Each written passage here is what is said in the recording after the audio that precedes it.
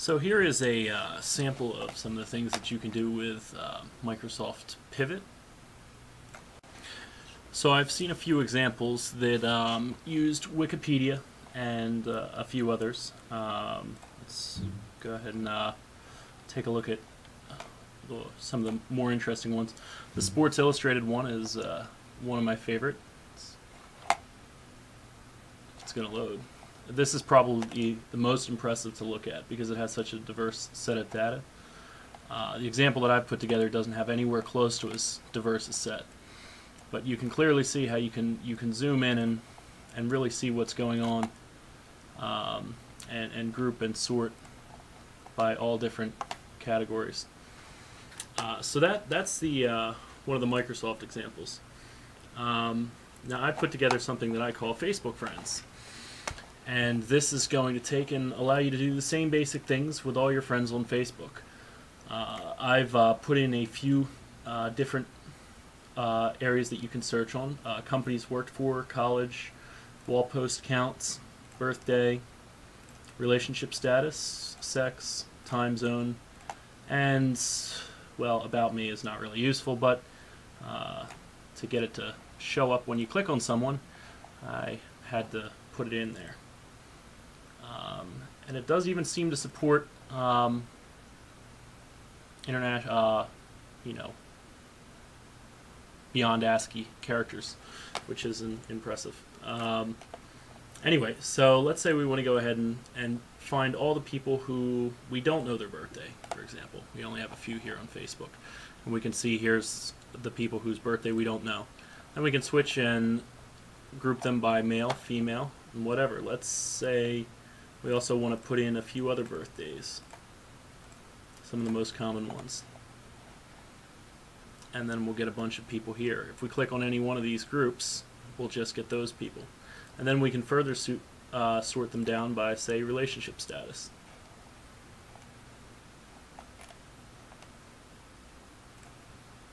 No, they all must be the same. Or wall post count. Oh, helps if you turn it on. Relationship status. There we go, now that works. We can turn off the birthday filter and put them all in just their relationship status. Take off the sex filter, and it works just kind of like that. But overall, I'm pretty impressed with how easy this was to put together. We can go ahead and here and with wall post count change the range to even show up, so we only have a few between the different ranges. I think this is really a pretty cool app.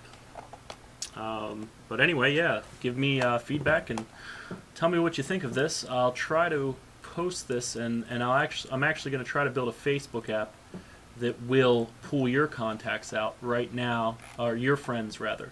Right now I have a manual process of doing it, where I actually have to use the Facebook API, download an XML format of all the friends, and then I go ahead and parse that out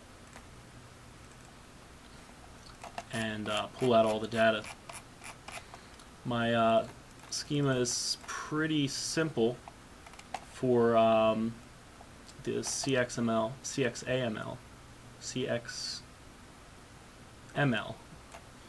another new one. But you can see here pretty easily each one is pretty simple. It only took me a few hours to put together once I read the demo.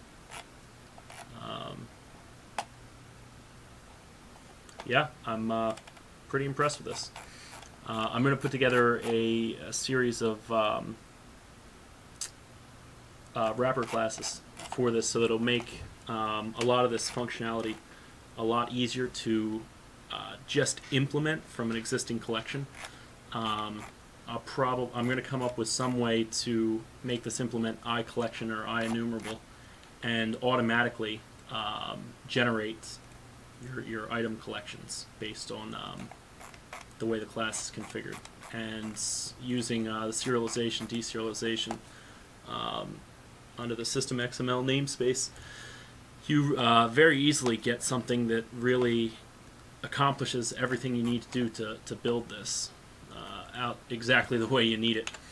All in all, I'm impressed, and I really look forward to working with this. I think it's really a pretty cool tool. Oh, and you can even search like this. I didn't even test that.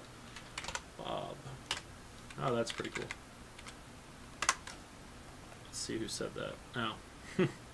Alright, well, this is my simple Facebook pivot demo. I hope whoever sees this likes it, and please provide me with feedback and tell me how you think we can make this better. And keep an eye out, because I will be turning this into a full-fledged Facebook app. Alright, thanks very much.